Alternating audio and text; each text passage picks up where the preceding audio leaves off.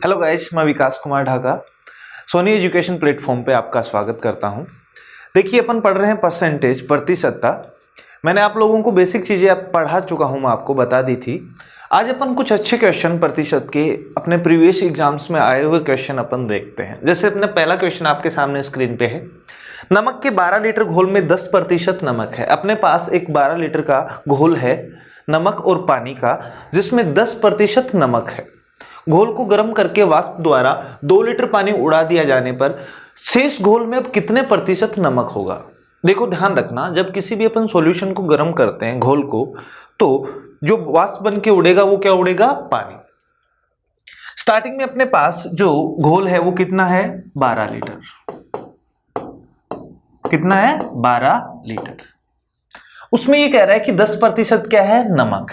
तो इस घोल में से मैं नमक की मात्रा अगर निकालना चाहूं तो आप कहोगे सर 12 का 10%। 10% निकालने के लिए क्या मैं 1/10 फ्रैक्शन यूज कर सकता हूं?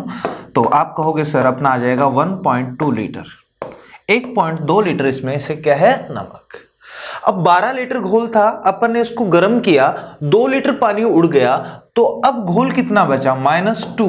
तो अपन कह सकते हैं क्या कि अब अपने पास कितना सॉल्यूशन शेष बचा है? 10 लीटर। कितना बचा है? 10 लीटर। आप मुझे बताइए, इस 10 लीटर में नमक अभी भी 1.2 लीटर ही है, क्योंकि जो वाष्प बन के उड़ा है वो तो क्या उड़ा है? पानी। तो अब अपने को पूछा है कि अब जो अपने पास 10 लीटर का जो सॉल्यूशन बचा है उसमें नमक कितने % है, कितने प्रतिशत नमक है। तो देखिए बच्चों, अपन बात करें नमक की, तो अब नमक अपने पास पहले जितना का जितना एज इट इज है 1.2 लीटर, लेकिन टोटल सॉल्यूशन कितना है? 10 में 1.2 है गुना 100। नमक की मात्रा बट्टा टोटल घोल जो अब बचा है वो गुना 100, क्योंकि प्रतिशत में बताना है। 0 से 0, 1.2 को अगर मैं 10 से इंटू करूंगा तो 12। तो आप कहोगे सर अब नमक कितना आ जाएगा? 12%। देखिए, इस टाइप के क्वेश्चन को अपन ने बेसिक से किया, लेकिन आज अपन एक तरीका पढ़ते हैं। आपको कुछ भी देकर कुछ भी पूछा जाए, सारे क्वेश्चन अपन एक ही तरीके से करेंगे। तो ध्यान से देखो बच्चों, इधर आप लोगों को कोई भी एक घोल दे रखा हो, इस टाइप के क्वेश्चन में क्या होता है, ध्यान से समझना मैं जो बोलने जा रहा हूं। आपके पास एक सॉल्यूशन है, घोल है, जिसमें 2 पदार्थ हैं, एक नमक है, एक पानी।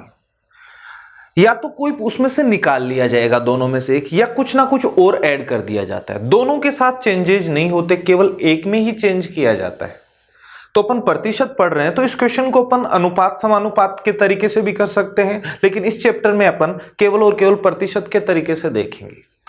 आप मुझे ये बता दीजिए कि इस क्वेश्चन में अपने को नमक और पानी में जो मात्रा बदली है वो किसकी बदली है? तो आप कहोगे सर पानी की मात्रा बदली है, पानी पहले से कम हो गया। नमक जितना पहले था क्या उतना ही अब है क्या? जितना नमक पहले था उतना ही अब है। तो अपन दोनों तरफ से पहले और बाद उस पदार्थ की मात्रा निकालेंगे जो कभी भी बदला नहीं है। पहले और बाद उसकी क्वांटिटी यानी उसकी मात्रा क्या रही है? सेम। पहले भी उसी की मात्रा निकाल लो और बाद में भी उसी की मात्रा निकाल दो, बदला तो है नहीं, तो दोनों को बराबर रख दो और क्वेश्चन का आंसर आपके सामने होगा। जैसे मैं आपको कहूं, पहले घोल टोटल कितना था? 12 लीटर। 2 लीटर इसमें से कम कर दिया तो अब कितना बचा? 10। नमक की मात्रा नहीं बदली, क्योंकि बदला है वो क्या बदला है? पानी। पानी को अपन ने यहां से उड़ा दिया है। तो आप कहोगे सर नमक नहीं बदला, इसलिए दोनों तरफ अपन नमक की मात्रा निकालते हैं और उसको बराबर कर देते हैं। साफ साफ दे रखा है, पहले अपने को नमक कितना % था बच्चों? 10%। तो पहले का मैंने टोटल घोल का 10% निकाल लिया। कितना प्रतिशत? 10। क्या पहले नमक इतना था? नमक अभी भी उतना ही है, क्योंकि पानी बदला है। अब नमक इसमें कितना प्रतिशत है मुझे नहीं पता, मान लो मैंने कह दिया कि X% है। कितना? X%। ये बाद की नमक की मात्रा और ये पहले की नमक की मात्रा नहीं बदली, तो इसका मतलब दोनों बराबर रहनी है। सोल्व कर लेते हैं, आंसर आ जाएगा 100 से 100, 10 से 10। क्या बच्चों? X = 12। अब 12% नमक है कि नहीं? इजीली आपके पास इस क्वेश्चन का आंसर आ गया। वापिस से सुनो, कौन सा पैटर्न का क्वेश्चन है ये? जब किसी भी घोल में 2 पदार्थ हों, दोनों पदार्थ में से किसी एक की मात्रा में परिवर्तन किया जाए, या तो बढ़ा दिया जाता है या निकाल लिया जाता है। तो ध्यान रखना, अपने को उस पदार्थ की पहले और बाद की मात्रा निकाल लेनी है जिसमें चेंजेज नहीं हुआ, जिसमें परिवर्तन नहीं हुआ, और उन दोनों को अपन क्या कर देंगे? बराबर कर देंगे। समझ पा रहे? देखो नेक्स्ट क्वेश्चन भी देखते हैं अपन। दूसरा क्वेश्चन भी इसी तरीके का है। क्वेश्चन की लैंग्वेज ध्यान से पढ़ो बच्चों। 5 लीटर चीनी के घोल में 60% चीनी है। 1 लीटर पानी डालने पर नए घोल में कितने प्रतिशत चीनी होगी? आपके पास इस बार चीनी और पानी का एक मिक्सचर है। उसमें आपने देखा कि 1 लीटर पानी मिलाया है तो पानी की मात्रा तो बदल गई, लेकिन क्या चीनी जितनी पहले थी उतनी की उतनी है? तो आप पहले और बाद दोनों जगह से चीनी की मात्रा निकाल लीजिए। किसकी मात्रा निकालेंगे? चीनी की। तो ध्यान दो, पहले कितने लीटर था टोटल घोल? 5। बताओ बच्चों इसमें पानी कितना मिलाया? 1 लीटर। 5 लीटर पहले से था, 1 लीटर अपन ने और मिला दिया। तो आप मुझे बताइए अब आपके पास उस बर्तन में टोटल कितने लीटर है? 6 लीटर। अपने को दोनों तरफ से शुगर की मात्रा यानी चीनी की मात्रा निकालनी है। पहले चीनी कितने परसेंट थी? 60%। तो 5 लीटर में 60% चीनी, तो पहले चीनी इतनी थी। अब टोटल घोल कितना है? 6। इसमें चीनी कितने प्रतिशत है आपसे पूछा गया है, मुझे नहीं पता। तो मान लो एक बार कि इस 6 लीटर में अब चीनी x% है, तो मैं 6 का x% निकालूंगा तो ये भी चीनी की मात्रा और ये भी चीनी की मात्रा। चीनी की मात्रा में कोई बदलाव नहीं हुआ, इसलिए मैंने दोनों को बराबर रख दिया। बताइए क्या मैं 100 से 100 और 6 से इसको कैंसिल करूंगा? 10 इंटू 5 x बराबर कितना आ जाएगा? 50। तो आप कह सकते हो कि सर अब जो आपके पास 6 लीटर घोल है उसमें 50% क्या है? चीनी है। समझ में आई बात? हमेशा यही करना होता है। जैसे देखो एक क्वेश्चन अपन ने और ले लिया। 30% एल्कोहल घोल के 6 लीटर में है। आपके पास एक बर्तन में 6 लीटर का घोल है जिसमें एल्कोहल कितने परसेंट है? 30%, पीने लायक है। 1 लीटर शुद्ध एल्कोहल और मिला दिया इस घोल में, प्योर एल्कोहल और मिलाया है, इस बार पानी नहीं, शुद्ध एल्कोहल मिलाया है। तो नए घोल में इस बार पूछा है कि जल कितने प्रतिशत है। ध्यान से देखना, इस क्वेश्चन में थोड़ा सा चेंज है। आप मुझे बताइए अपन ने मिलाया क्या? एल्कोहल। क्या मिलाया है? एल्कोहल। तो मैं कह सकता हूं क्या पानी जितना पहले था अभी भी उस बर्तन में उतना ही है, क्योंकि अपन ने पानी मिक्स नहीं किया, अपन ने मिक्स क्या किया है? एल्कोहल। तो सबसे पहले अपन देखते हैं कि कौन सा पदार्थ है जिसकी मात्रा में बदलाव नहीं हुआ। अपन पहले भी उसी की मात्रा निकालेंगे और बाद में भी उसी की मात्रा निकालेंगे और फिर अपन लोग क्या करेंगे? दोनों को बराबर रख देंगे। पहले कितने लीटर था? 6 लीटर। बताइए बच्चों 1 लीटर इसमें एल्कोहल और मिला देंगे तो इस बर्तन में टोटल अपने पास जो घोल होगा वो कितना होगा? 7 लीटर। दोनों तरफ पानी की मात्रा निकालनी है जो मैं आपको पहले ही बता चुका हूं। बताइए पहले पानी कितना था? देखो बच्चों किसी घोल में 30% एल्कोहल है तो क्या बचा हुआ? 100 माइनस 30 करो, 70% पानी है क्या? तो ध्यान रखना इस बार इधर क्या करना है? पानी निकालना है तो 70% निकालना पड़ेगा। 30% कब निकालते? जब एल्कोहल निकालना होता। तो यही बता रहा हूं मैं आपको, पहले और बाद उस पदार्थ की मात्रा निकालनी है जिसकी मात्रा में परिवर्तन नहीं हुआ।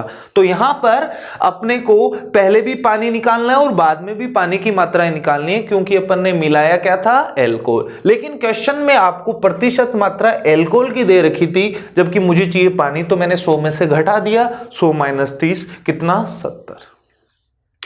अब पानी कितना परसेंट है नहीं पता, आपसे यही पूछा गया है, तो मान लो x% पानी है। ये बर्तन में पहले पानी था, ये अब है, लेकिन पानी की मात्रा पहले जितनी की जितनी है क्योंकि अपन ने मिलाया एल्कोहल है। तो 100 से 100 कैंसिल, 7 से कैंसिल करोगे बच्चों 10 बार, x बराबर 60। तो आप कह सकते हो अब इस बर्तन में 60% क्या है? पानी। लेकिन ध्यान दो, अगर इस क्वेश्चन में मैं आपसे ये पूछता कि अब एल्कोहल कितना है, तो पहले आपको वही पदार्थ मिलेगा जिसकी मात्रा में परिवर्तन नहीं हुआ। लेकिन अब आप मुझे बताओ, क्या मैं आपसे ये पूछूं कि अब इस बर्तन में 60% पानी है तो 100 माइनस 60 क्या बचा हुआ 40% एल्कोहल होगा कि नहीं? तो आपको मात्रा किसी की भी पूछे, लेकिन इस वाले मेथड से अपन निकाल उसी की पाएंगे जिसकी मात्रा में बदलाव नहीं हुआ हो। इस चीज का ध्यान रखना है। आगे बढ़ते हैं। देखिए क्या कह रहा है, 80% बोरिक अम्ल वाले 100 ml पानी के घोल में कितना पानी और मिलाया जाए कि घोल में बोरिक अम्ल, बोरिक एसिड अब कितना हो जाए? 50%। अब ध्यान से सुनो, आपके पास एक बर्तन है जिसमें 100 ml घोल है जिसमें 80% बोरिक अम्ल है। इसमें क्या मिलाया जाए, पानी, कितना नहीं पता, लेकिन आप मुझे बताओ क्या अपन ने पानी मिलाया तो पानी की मात्रा बदल गई, पहले जितनी नहीं रही, लेकिन क्या बोरिक अम्ल तो पहले जितना ही है क्या? तो ध्यान रखना दोनों तरफ अपन किसकी मात्रा निकालेंगे, बोरिक अम्ल की, बोरिक अम्ल। पहले बताओ कितना ml था, 100 ml। अब नहीं पता कर सकते क्योंकि आपसे पूछा यही है कि कितना पानी और मिलाएं। तो एक बार मैंने मान लिया कि अपन ने उस बर्तन में x ml पानी और मिलाया, पहले से कितना है बच्चों, 100, और x आपने और मिला दिया पानी, तो क्या मैं कह सकता हूं जिस बर्तन में पहले 100 ml 100 मिलीलीटर घोल था, अब उसमें 100 प्लस x मिलीलीटर घोल हो जाएगा क्या? लेकिन दोनों तरफ से अपन मात्रा किसकी निकालेंगे, बोरिक अम्ल की। क्या पहले बोरिक अम्ल ही दे रखा है, तो अपन कहेंगे कि कितना 80% बोरिक अम्ल था इसमें। अब कितना है, 50%, तो इधर अपन ने कितना 50% निकाल दिया इस वैल्यू का। ये पहले बोरिक अम्ल था, ये अब बोरिक अम्ल है, लेकिन दोनों की मात्रा बराबर रहनी है क्योंकि मिलाया तो पानी है, ये तो उतना का उतना ही है। सोल्व कर लेते हैं, x की वैल्यू आ जाती है, और x अपन ने क्या माना था कि कितना पानी और मिलाया, और आपसे क्वेश्चन में यही पूछा है कि कितना पानी और मिलाना है। तो ध्यान दो, 100 से 100 कैंसिल, 50 से कैंसिल करो बच्चों, 2 बार, 80 को 2 से गुना किया 160, लेकिन इधर 100 प्लस x है, क्या 100 इधर आएगा तो माइनस हो जाएगा, 160 माइनस 100 तो कितना 60। तो आप कह सकते हो कि अपने को उस बर्तन में 60 ml पानी और मिलाना पड़ेगा। तो इस टाइप के क्वेश्चन को अपन हर बार इसी तरीके से करें। ध्यान दो, कभी भी किसी भी एग्जाम के बारे में क्वेश्चन पूछा जाता है, जैसे क्वेश्चन पढ़ो स्क्रीन पे क्या है, एक परीक्षा में 45% विद्यार्थी हिंदी में तथा 40% अंग्रेजी विषय में पास आए। यदि दोनों विषयों में 24% विद्यार्थी पास हुए तो दोनों विषयों में फेल होने वाले विद्यार्थियों का प्रतिशत बताओ। देखो बच्चों, इस क्वेश्चन को अपन 2 तरीके से कर सकते हैं। एक तो होता है अपना वेन डायग्राम, जो आप लोग रीजनिंग में पढ़ते हो, और दूसरा अपना इस टाइप के क्वेश्चन को करने के लिए अपना एक पर्टिकुलर फॉर्मूला होता है। तो देखो, सबसे पहले मैं आपको बताता हूं वेन डायग्राम से, और फिर अपन इस क्वेश्चन को डायरेक्ट करेंगे अपने मेथड से। क्या करना होता है, वेन डायग्राम में आपको एक सर्कल बनाना होता है, और उसके अंदर या तो पास की बात करेंगे या फेल की। जैसे पहला स्टेटमेंट देखो क्या कह रहा है, एक परीक्षा में 45% विद्यार्थी हिंदी में पास हुए, तो मैंने ये एक सर्कल बना लिया, और इस सर्कल में वो बच्चे हैं जो किसमें, हिंदी विषय में पास है। टोटल कितने हैं, 45% लिखा हुआ है। 40% अंग्रेजी में, तो एक दूसरा सर्कल बनाओ, लेकिन इसको काटते हुए ऐसे बनाओ। ये वो विद्यार्थी हैं जो अंग्रेजी विषय में पास हुए हैं, और टोटल कितने प्रतिशत दे रखे हैं अपने को, 40% दे रखे। लेकिन इसने ये भी कहा है कि 24% ऐसे हैं जो दोनों में पास हुए। देखो, इन दोनों सर्कल के जो बीच में ये वाला एरिया है, इसमें ये वाले भी आ रहे हैं, ये वाले भी, तो ये वैल्यू अपने को दे रखी है कितनी, 24%। 24% विद्यार्थी ऐसे हैं जो हिंदी और अंग्रेजी दोनों विषयों में क्या है, पास। अब आप मुझे बताओ, हिंदी में टोटल कितने थे, 45 में से 24% यहां आ गया, तो ये बची हुई वैल्यू कितनी होगी, तो आप कहोगे सर ये होगी 45 माइनस 24। तो देखो, 45 में से जब 24 माइनस करेंगे तो 1 और 4 माइनस 2 2, क्या बच्चों अपने पास 21% बच गया। तो आप कहोगे सर ये 21% बचे हुए ऐसे हैं जो अकेले हिंदी विषय में ही पास हैं।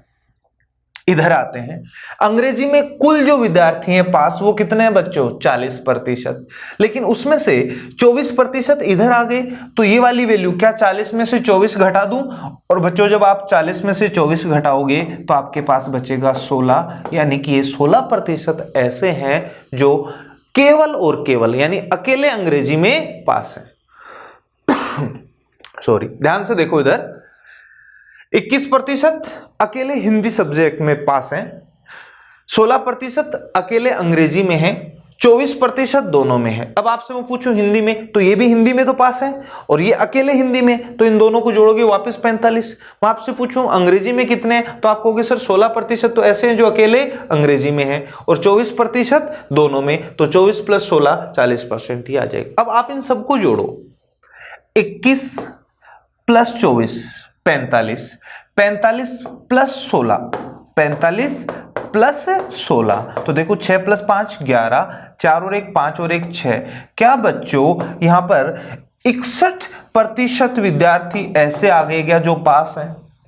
इनमें से कुछ ऐसे हैं जो अकेले अंग्रेजी विषय में पास हैं, कुछ ऐसे हैं जो अकेले हिंदी में हैं और कुछ ऐसे हैं जो दोनों विषयों में पास हैं।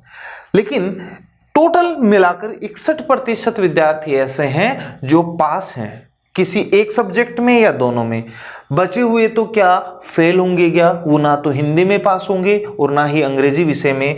तो टोटल स्टूडेंट कितने होंगे? कोई भी वैल्यू अपने आप में कितनी होती है बच्चों? 100%। उसमें से पास कितने हैं? 61%। माइनस कर दीजिए, बचे कितने? 39%। तो आप कह सकते हो कि 39% विद्यार्थी ऐसे हैं जो किसी भी विषय में पास नहीं है, यानी कि दोनों सब्जेक्ट में क्या है? फेल। और आपसे क्वेश्चन में यही पूछा गया है। देखो अपना इस क्वेश्चन को करने का एक तरीका है, बहुत ही अच्छा तरीका है, ध्यान से देखना। दो सब्जेक्ट आपके पास है, उन दोनों सब्जेक्ट को लिखो। जैसे पहला सब्जेक्ट है अपने पास बच्चों हिंदी, दूसरा है अंग्रेजी। फिर यहां पर बात करेंगे दोनों विषयों की। किसकी करेंगे? दोनों की। और यहां पर बात करेंगे विद्यार्थी, कितने स्टूडेंट है उनकी। एक बार बात कर सकते हो आप पास की और एक बार बात करेंगे अपन फेल। जो जो क्वेश्चन में दे रखा है वो लिखते चलो। हिंदी में पास दे रखे हैं तो पास वाली लाइन में लिखो और हिंदी के नीचे कितने प्रतिशत हैं? 45%। अंग्रेजी में पास दे रखे हैं 40%, तो अंग्रेजी के नीचे और पास वाली लाइन में लिखो कितना? 40%। दोनों विषयों में पास दे रखे हैं कितने? 24%, तो दोनों विषय के नीचे लिखो और पास वाली लाइन में लिखो 24। अब देखो आपको क्या करना होता है, इन दोनों को जोड़ दो और ये वैल्यू इसमें से घटा दो, कुल विद्यार्थी आ जाएंगे जो पास हुए हैं। देखो ऐसा क्यों करते हैं, थोड़ा सा समझा देता हूं। ये जो 24% विद्यार्थी अपने पास हैं जो दोनों विषयों में पास हैं बच्चों, इनको अपन ने यहां भी गिना है और यहां भी गिन लिया। 45 और 40 को जोड़ा तो आपको पता चला कि 24 बच्चे 2 बार जुड़ गए, लेकिन अपने को तो हर विद्यार्थी को एक ही बार काउंट करना है। तो इसलिए जैसे ही मैंने इनको जोड़ा, ये 24 बच्चे यहां भी है और यहां भी है, 2 बार जुड़ गए हैं, तो एक बार वापस घटा दूंगा तो क्या वो एक ही बार काउंट हुए और अपने को हर विद्यार्थी को एक ही बार लेना है। तो इसलिए अपन ऐसा करते हैं। तो देखो 45 + 40, 45 + 40 कितना बच्चों? 85। और 85 में जैसे ही आप 24 घटाओगे तो कितना आ जाएगा? 85 - 24, तो आप कहोगे सर 61। 85 - 24 तो कितना आ जाएगा? 61। 61% विद्यार्थी क्या है? पास है। अब एक चीज और ध्यान रखना, क्या बता रहा हूं मैं, इन दोनों को जोड़ना है, ये घटा देना है, ये आ जाता है 61%। अब इस टेबल में एक चीज का ध्यान रखना, इन दोनों का टोटल 100 होगा, इनका टोटल भी 100 होगा, लेकिन इनका तिरछा टोटल 100 होगा। ये कहना चाह रहा हूं, जैसे देखो 45, 100 में से 45 घटाओ, यहां पर 55% ऐसे हैं जो हिंदी में फेल है। 100 में से 40 घटाओ बच्चों तो कितना? 60% अंग्रेजी में। इनका टोटल 100 किया मैंने, इनका टोटल, लेकिन इनका तिरछा क्रॉस टोटल 100 होना चाहिए। 61 में क्या जोड़ूं कि 100 आ जाए, या 100 में से 61 घटा दीजिए बच्चों तो कितना? 39। और 100 में से 24 घटा दीजिए, क्योंकि इन दोनों का टोटल भी मैं कह रहा हूं 100, तो 100 में से जैसे ही आप 24 घटाओगे तो 76। कितना? 76। एक बार फिर से देखो, इन दोनों को जोड़ो, ये घटाओ, क्या यही वैल्यू आएगी क्या? एक बार चेक करते हैं। 55 + 60 बच्चों तो कितना आ जाएगा? 115। कितना आ जाएगा 115, और 115 में से आप 39 39 माइनस करो तो देखो 15 माइनस 9 6, 10 माइनस 3 कितना 7, क्या 76 ही आ रहा है क्या? तो ये अपना एक तरीका बन जाता है। फिर से सुन लीजिए और इसको दिमाग में बिठा लीजिए, वेन डायग्राम से ज़्यादा अच्छा तरीका है बच्चों। अब इसमें आपसे कुछ भी पूछा जाता अपन हर एक चीज़ का जवाब दे सकते हैं। अभी अपन बात करेंगे आप समझ जाओगे, लेकिन करना क्या है वो देखो, जो दो विषय हैं वो इधर लिखो, फिर दोनों को एक साथ, और आगे स्टूडेंट। एक बार पास की बात करेंगे, एक बार फेल की। पहले दोनों के टोटल में से ये तीसरी वैल्यू घटाने पे ये वैल्यू आ जाती है। इनका टोटल भी शो होगा, इनका टोटल भी शो होगा, लेकिन इनका क्रॉस टोटल शो होगा। ये बोल रहा हूं मैं, इनका सम भी 100, इनका योगफल भी शो, लेकिन इनका टोटल शो और इनका टोटल शो। अब आप बताओ मुझे, क्वेश्चन में आपसे क्या पूछा है? दोनों विषयों में फेल, दोनों विषयों में और फेल वाली लाइन। क्या क्वेश्चन का आंसर 39 था अपना?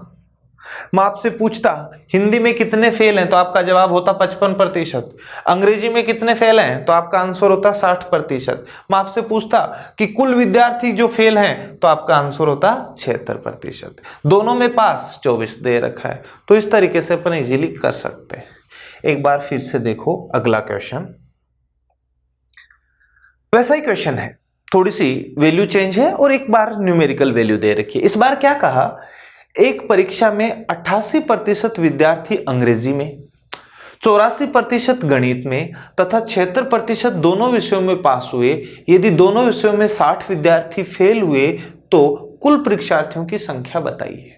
ध्यान दो क्या करना है, एक बार वेन डायग्राम से फिर से बता देता हूं और अपने मेथड से भी करेंगे।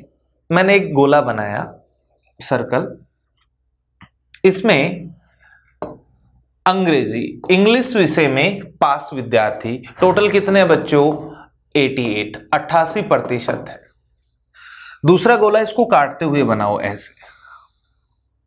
आप मुझे बताइए ये दूसरा विषय अपना क्या है, गणित यानी कि मैथ्स, इसमें टोटल पास कितने हैं 84%, 84%। लेकिन क्वेश्चन में आगे ये भी लिखा है ना कि 76% इनमें से ऐसे विद्यार्थी हैं जो दोनों में पास हैं, तो ये वाली वैल्यू कितने प्रतिशत है 76। देखो इस पूरे सर्कल में कितनी वैल्यू है 88%, जिसमें से 76% अपन ने यहां ले लिया, तो ये बची वैल्यू क्या 88 में से 76 घटा दूं बच्चों तो कितना आ जाएगा 12%। ऐसे इस पूरे सर्कल की वैल्यू कितनी थी 84%, जिसमें से 76 यहां पर है, तो यहां पर क्या बच्चों 8% बचे। क्या कितने बचे 8। अब एक बार इनको अपन जोड़ते हैं, ये वो हैं जो अकेले अंग्रेजी विषय में पास हैं, ये वो हैं जो अकेले मैथ्स में पास हैं, और ये वो हैं जो दोनों में पास हैं। तो ये इधर भी काउंट होंगे और इधर भी, जैसे इधर काउंट करोगे वापस 88% और जैसे 8 के साथ काउंट करोगे 84। अब आप मुझे कुल पास बता दो, टोटल कितने पास हुए। तो आप कहोगे सर इनको जोड़ेंगे, 12 को 76 जोड़ेंगे वापस 88, क्या 88 में 8 और जोड़ दूं तो 88 + 8 कितना हो जाएगा बच्चों 96। 96% बच्चे ऐसे हैं जो पास हैं किसी ना किसी एक सब्जेक्ट में, कह दो या दोनों में। ये एक में है, ये भी एक में है, ये दोनों में, लेकिन कुल मिलाकर 96% पास हैं। 100 में से 96% पास हैं तो बच्चे कितने 4%। वो ना तो हिंदी में पास, अंग्रेजी में पास हैं और ना ही गणित में, क्या दोनों में फेल हैं। लेकिन देखो क्वेश्चन में क्या कह रहा है, दोनों विषयों में कितने बच्चे फेल हैं 60, तो 4% अपने अकॉर्डिंग कितने प्रतिशत 4%। क्या 4% की वैल्यू 60 विद्यार्थी है क्या, कितनी है 60 विद्यार्थी। तो आप मुझे बताओ 1% की वैल्यू निकालोगे तो क्या 4 इधर बट्टा में जाएगा, या यूं कहो दोनों तरफ 4 से भाग दे दो, तो आप कहोगे सर 15। कितने 15। 1% में 15 विद्यार्थी आते हैं। लेकिन आपसे तो पूछा है कुल परीक्षार्थियों की संख्या, तो क्या मैं 100% की वैल्यू बता दूं तो आप कहोगे सर 1% बराबर 15, तो 100% बराबर 1500 विद्यार्थी। ये इस क्वेश्चन का आंसर हो जाएगा। एक बार आप इसको वापस से रिवाइज करके देख लेना। लेकिन देखो इसी क्वेश्चन को अब अपन अपने तरीके से करते हैं, जो मैंने आपको फॉर्मूला बताया। एक बार मैं इरेज कर रहा हूं बच्चों इसे।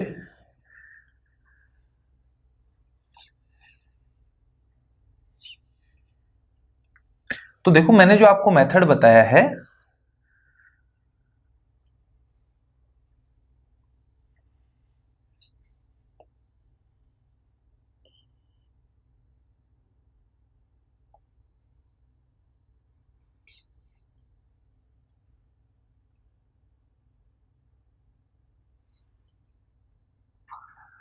अपने मेथड में आपसे कुछ भी पूछा जा सकता था, आप लोग इजीली उस चीज का जवाब दे सकते हो। ध्यान से देखना इधर, मैं आपसे ये कहूं कि इस क्वेश्चन में अपने पास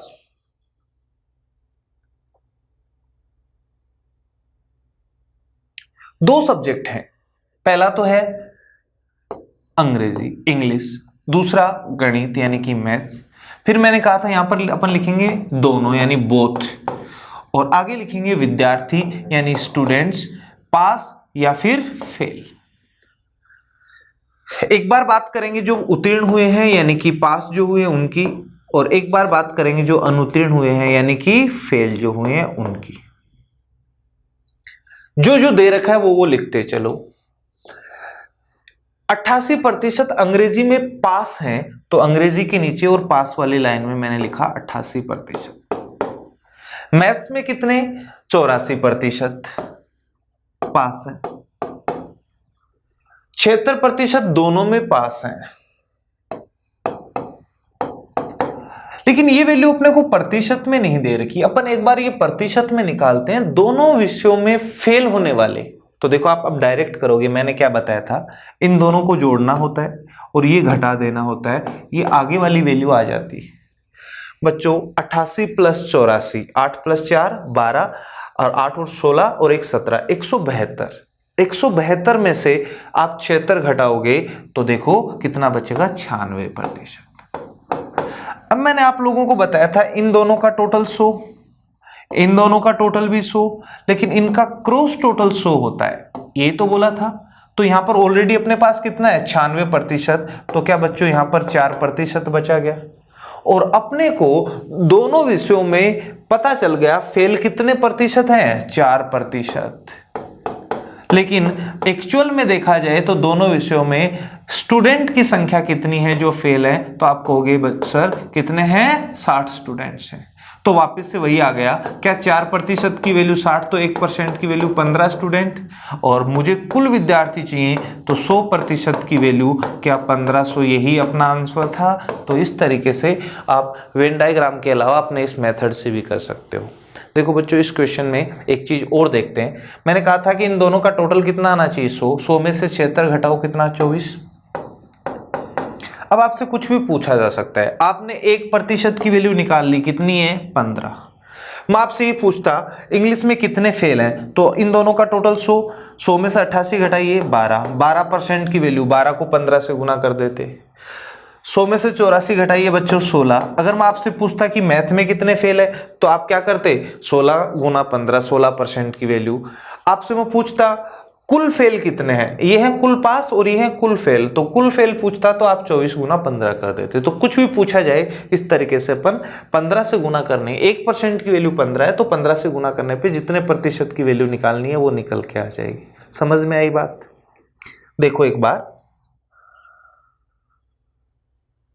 कभी कभी आपके पास ऐसे क्वेश्चन आते हैं, एक परीक्षा में ए ने बी से 20% कम अंक प्राप्त किए तथा बी ने सी से 25% अधिक अंक प्राप्त किए थे, तथा सी ने डी से 20% कम अंक प्राप्त किए हैं। यदि ए ने 240 अंक प्राप्त किए तो डी ने कितने अंक प्राप्त किए। अब देखो अपन ने प्रतिशत में यही सीखा है, आज से पहले की अपन ने जितनी भी क्लास थी थ्योरी की, उसमें मैंने आपको यही सिखाया है। ए का संबंध किससे है, बी से, तो ए के पास में लिख देंगे अपन बी को, और है क्या कि ए ने बी से कितने प्रतिशत, 20%, और कम बोला है तो साइन नीचे की तरफ। क्या बच्चों 20% का भिन्न 1/5, तो जिसके साथ से लगा है, बी ने अगर 5 अंक प्राप्त किए हैं तो ए ने इससे 1 कम, कितने, 4। अब आगे बढ़ते हैं, बी ने किससे, सी से, बी का रिलेशन किससे है, सी से, तो बी के पास लिखो आप सी। आप मुझे बताओ बच्चों 25% का भिन्न क्या है? बी का रिलेशन किससे है? सी से। और 25% क्या बोला है? कम या अधिक? इस बार अधिक बोला है तो ऊपर की तरफ 1/4 यही भिन्न था। तो सी का कितना मान लेंगे? 4। तो 1 अधिक 5, क्या यहां पर ऑलरेडी 5 ही है क्या? तो 4 इसके साथ ही लिख देंगे। अगर अलग वैल्यू आती तो अपन कहां लिखते हैं? नीचे। लेकिन वही वैल्यू आ रही है तो आप एक ही लाइन में लिखते चलिए। अब देखो आगे बढ़ते हैं। सी का रिलेशन किससे है? डी से। तो सी के पास लिख दो आप बच्चों डी। क्या कह रहा है? सी ने डी से 20% कम, 20% का फ्रैक्शन कम है तो इधर 1/5। तो डी का 5 तो उसका 1 कम 4, क्या यहां पर ऑलरेडी 4 ही है? तो ये लो, एक ही बार में अपना अनुपात बन गया है। 4:5:4:5। आप मुझे बताइए आपको किसके अंक दे रखे हैं? ए के। कितने? 240 अंक। अनुपात के अकॉर्डिंग ए के अंक कितने आए? 4। तो बताओ ये इसके कितने गुना पर बैठा है? 4 को किससे गुना करूं कि 240 आ जाए? तो आप कहोगे सर 60 से गुना करना पड़ेगा। आप 240 को 4 से भाग देके देख लेना। अब आपसे क्या पूछा है? डी के अंक। तो क्या बच्चों डी की जो अनुपात वैल्यू है उसको भी आप 60 से ही गुना करोगे। 60 गुना 5, 6 पंजो 30। क्या क्वेश्चन का आंसर 300 आ जाएगा? तो इस तरीके से अपन निकाल सकते हैं। फिर से देखिए, एक दूसरा क्वेश्चन है अपने पास। एक व्यक्ति अपनी मासिक आय का 68% बचत करता है। यदि उसका मासिक खर्च 12,800 है तो उसकी मासिक आय क्या है? देखो आप लोगों को पता होगा इनकम में से अपन अगर खर्च निकाल दें तो बचत आ जाती है, और अगर बचत निकाल दें तो खर्च। यानी कि मैं ये कहना चाह रहा हूं कि बचत और खर्च दोनों को जोड़ दें तो अपने पास क्या आ जाती है? इनकम। ये रिलेशन होता है। आय जो आपकी होती है इनकम, वो होता है खर्च प्लस बचत, ये होता है। इन दोनों का टोटल इनकम आ जाती है। आपने कितना खर्च कर दिया और कितना आपने बचा रखा, उन दोनों को जोड़ देंगे तो पता लग जाएगा आपने कितना कमाया है, आपकी इनकम निकल के आ जाएगी। अब देखिए इस क्वेश्चन में मैंने आपको कहा हमेशा प्रतिशत वैल्यू को पिक करो। 68% क्या दे रखी है? बचत। तो मैंने इधर लिखा एक बार कि आपकी जो सेविंग है, बचत है, वो कितने प्रतिशत है? 68%। क्या इसको भिन्न में बदल लूं? 68/100। 4 से काट दो बच्चों, एक बार 7 बार, 17 चौक 68। 4 से काट दो 25। 68% का भिन्न आ गया 17/25। तो आपको ध्यान रखना है कि अगर आपने 25 रुपए, अगर आपने 100 रुपए कमाए होते तो कितनी बचत होती है आपकी? 68। लेकिन अपन ने सोल्व कर लिया तो आप कहोगे अगर आपकी 25 रुपए इनकम है, आय है, तो आपने उसमें से बचाए कितने? 17। तो देखो आय कितनी? 25। तो आपकी बचत कितनी बच्चों? 17। तो बताओ मुझे ये वैल्यू क्या होनी चाहिए? तो आप कहोगे सर 17 में 8 जोड़ने पे क्या आएगा? 25। तो अपने अकॉर्डिंग अपना खर्च कितना हो जाएगा? 8। लेकिन क्वेश्चन में क्या अपना खर्च 12,800 दे रखा है? क्या कितना दे रखा है बच्चों? 12,800 रुपए।